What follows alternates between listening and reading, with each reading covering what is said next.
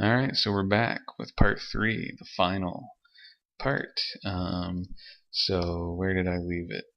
Geez, I just did it like 10 minutes ago. I should remember this. Yes, he was in my office. He wanted to uh, discuss private matters of my vacation. Oh, and he wanted the drawing of the thermostat. And I told him, I'm not going over there to show it to you. I drew a picture of him. Drew a picture of the thermostat with detailed notes on how to use it. It's the easiest thing in the world, and that he needs to start calling Tom for stuff like this. And he's like, no, I really want to talk to you about it. And like, you can't. It's not my responsibility to take care of those things. My job is to rent apartments and deal with rent. If you have issues with anything in your apartment that doesn't work, or you don't know how to work, Tom is the person to go to. I go, you're gonna have some big problems when your garbage disposal breaks or your fridge isn't working, and you come to me because I can't fix it for you. He can. So you need to start learning to play by the rules here, and okay, maybe not play by the rules, but if you need maintenance issues, you talk to the maintenance man. If you need rent issues, you talk to me. It's just basically how it goes. He's like, whatever. And so he starts talking about Vegas again, and I'm like, I'm not going to discuss my personal life with you. So I went back to doing some emails and just listening to what he's saying. I'm not really commenting on it. And then the phone rang, and I'm like, all right, I gotta go. I need to take this. It's an important call.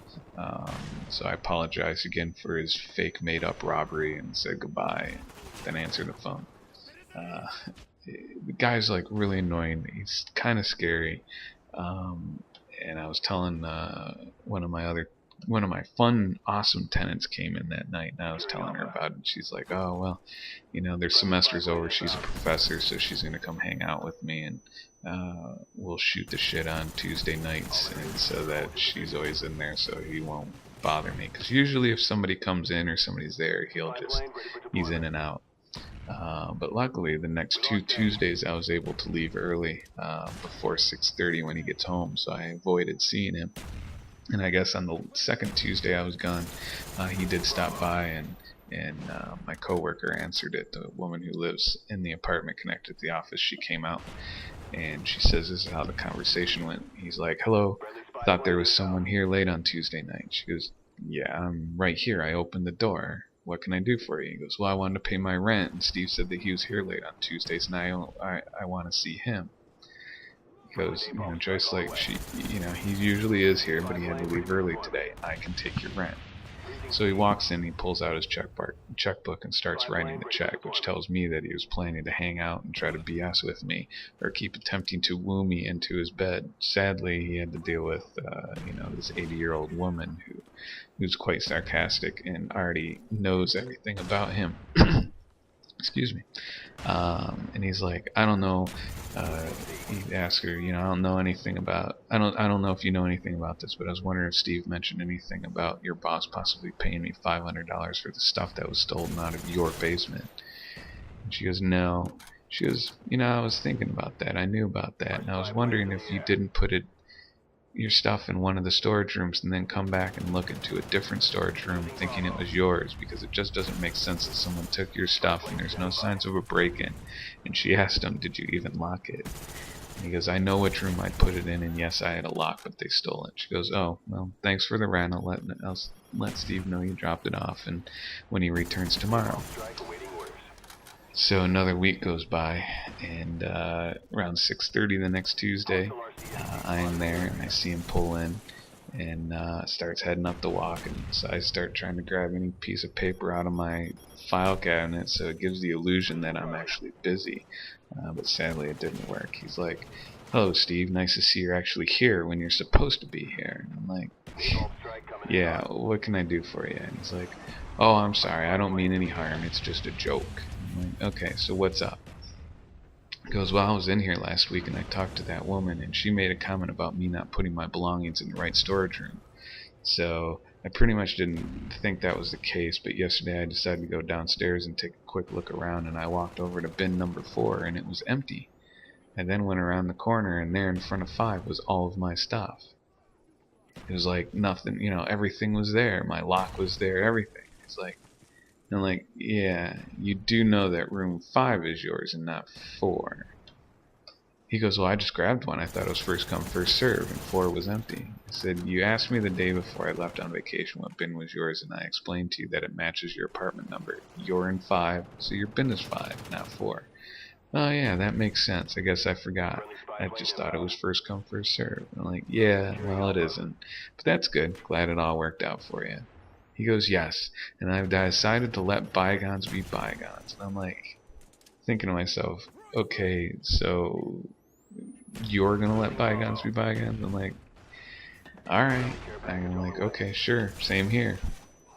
And he just sits there and he stares at me. I mean, he literally just sits there with no expression on his face and is just staring at me. And I mean, his face, when you sit at my desk and you sit at the table, sit at a chair next to my desk and do business with me, you're like 2 yards away. So he's just staring at me, and I'm like, anything else? And he's like, how are you? I'm like, fine. Busy, but, I'm fine. Anything else you need today? And he's like, oh, I found out who the tenant was that died in your apartment. I go, I didn't say he died in the apartment. He just died. And he goes, yeah. Okay, he was a friend of mine, the Reverend, I'll leave his name out of it. I'm like, yeah, that was the tenant. He's like, yeah, we used to work at the Veterans Hospital together. We had many spiritual meetings together. I'm like, he goes, are you a spiritual person, Steve? And I said, nope. Oh, well, I can help you with that. I'm like, no, I'm sorry, I'm not trying to be rude here, but that's just not going to happen. He goes, Steve, you really seem put off by me. I said, no, I'm just busy and I don't have much time for non-business related discussion. He goes, so when I was in the application process, you were much more, how shall I say, social. Why are you not anymore? What happened? I said, nothing happened. I probably wasn't busy at the time, but these days I have actually work to do and I need to do it. He goes, I think you're just playing a salesman back then, weren't you? I thought we made some kind of connection. I'm like, okay, yeah, no. Maybe I was. My job is a salesman. I sell apartments. I'm sorry if you took that the wrong way, I guess, but, well, I don't know what to tell you. I don't generally spend my time here discussing my personal life with the tenants here. He goes, oh well, okay, I guess I've overstepped my bounds. And he gets up and he's like, I'm so sorry to have disturbed you. He's being really pouty about it and put off. And I'm like, cool, take care. And he just kind of stared at me. And I was hoping that would be the last of it. He has come in a few times since.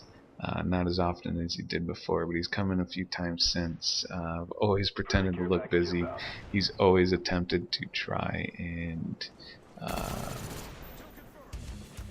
have some more discussions with me. He won't deal with anybody but me. It's getting really hard, and now I'm getting word from the other tenants that the other tenants, who are all very nice people that I thought he'd probably get along with, they all do not like him. So I don't know where this is going to go. This might be an ongoing story, but clearly he either wants to kill me or kiss me, and I'm not letting him do either, and it's making him a very pouty human being. So that's the story of that, and I have many more other stories to come, and I'll start working on them right away.